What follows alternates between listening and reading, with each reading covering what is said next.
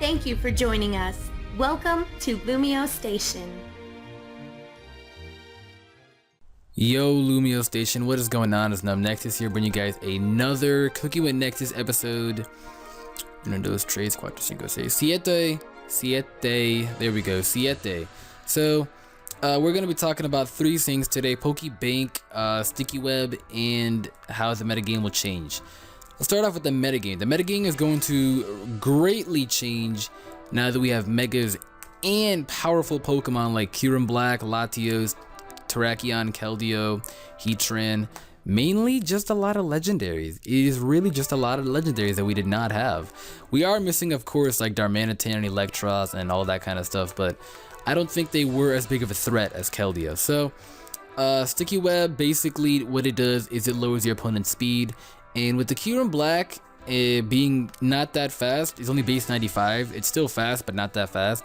As well as the Keldeo, that really does work. It really does a lot of work. Like, it really does a lot of work.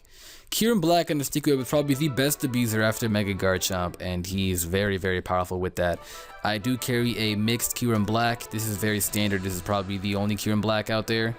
There was also the one that I saw with little to no info of Kyurem Black. He was rarely used back in late Black 2, White 2. But really, it was just a substitute set. I mainly like to run this set. It really does the work. Takes care of offensive Rotom Wash very well. Take a hit, Earth Power, and it's gone. We got the Keldeo, very standard expert belt Keldeo. If you guys were not aware, Keldeo was the biggest threat in the OU meta of 5th gen. This thing was about to be banned 10 to 15 times, and it is still here. Keldeo is still here. This man is way too happy to be the biggest threat in OU. We have Mega Lucario, which is probably one of the biggest threats in OU at the moment. I run a mixed Mega Lucario just for stuff like Aegislash and Aegislash and stuff like that. I run that, and for ghost types like Jellicent and Aegislash as well. And the standard Gliscor and standard Chanty. So enough about that team preview, enough about the rant.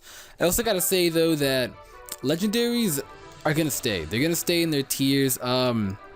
They're definitely gonna stay in their tiers. The only legendary I might see going is Keldeo, but not anymore now that it has another weakness added onto it, which is Fairy.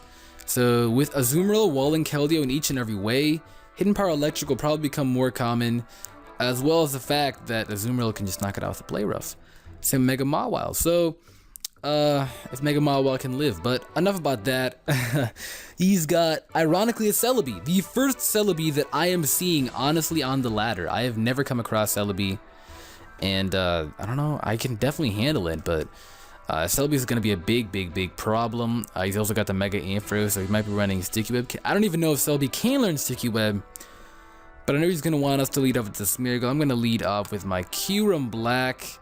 Basically, this Pandora is gonna die to a Dragon Claw. I am Life Orb, so I think it's definitely gonna die. He might put up the Reflect. I'm really hoping he's not offensive. I've gone up against a few offensive Espeons with modest Life Orb and Psychic. They don't knock us out, but they bring us down to around 40%. I don't like that. I don't like that. As we do outspeed, so I'm assuming that he's definitely a very wow. He runs no speed. He's probably going to be the very irritating substitute Baton Pass, and I don't like that, which he definitely is, and I don't want to deal with that. He's definitely going to die here. He's definitely going to die here. He might just want to Baton Pass out to his Gliscor, but the thing is, he's got to survive in order to Baton Pass, and he's dead. He's dead, so that gets rid of one nuisance out of the way. The Espeon is now gone. I did not like Espeon. Espeon is just there to basically be the nuisance Dragon Pulse. But now he brings out the Ampharos. It's most likely Mega.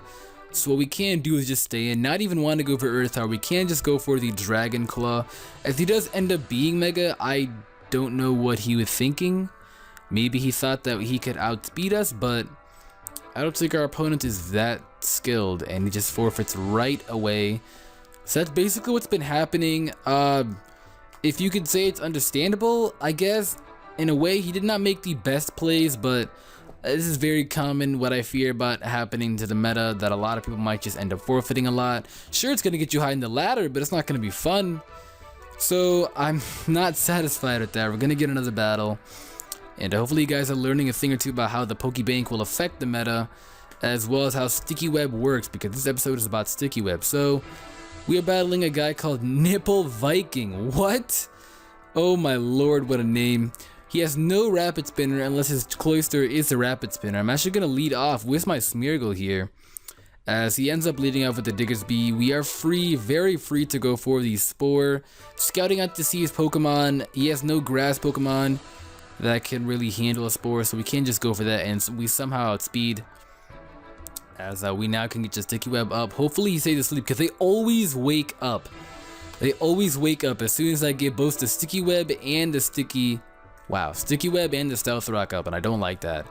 I would actually like him to switch out the Cloyster here, but he didn't, as he's going for the Substitute, and that is really, really interesting. Showdown is looking very weird right now. The glitches are real, but do not worry, do not fear. We're gonna go out to Gliscor to go to the bulk up. He sub bulk up Diggersby. Honestly, the first time that I've ever seen this in my life. I'd rather go for the EQ though, cause stab, and that should be able to break the sub. But no, with the amount of bulk ups he's setting up, we will definitely not be able to break the sub. And if one EQ could not break it, we honestly could be in a problem.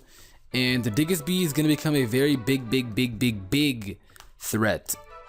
Now, Diggersby was always a threat, but sub bulk up Diggersby is very respectable. I do give my opponent much respect for that. 2 EQs will be enough. But now as he goes for a bulk up here, we are able to outspeed, so we can just go for a Toxic here, play around it, and he can go for a Substitute all he wants, and basically now all we do is stall him out. So that is really, really good. We can just stall him out. Now we have our rocks and our hazards up. I pray to God that he's not the defensive Cloyster, because we might be in a predicament then, but I'm going to go actually for the Ice Fang here, which does not end up breaking the sub, as he's trying to get up as much bulk ups as he can.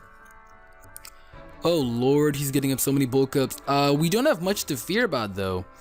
I know that his attack is not as high as defense it should be, but waiting for the parting shot.